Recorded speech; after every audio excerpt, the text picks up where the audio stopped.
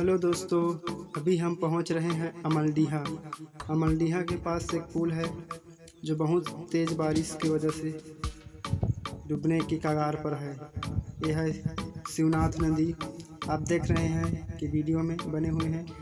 तेज़ बारिश की वजह से लगातार नदियों में उफान बढ़ रहा है। आप वीडियो में बने रहे, आप लास्ट तक पूरा आपको शिवनाथ नदी का नज़ारा दिखाएंगे।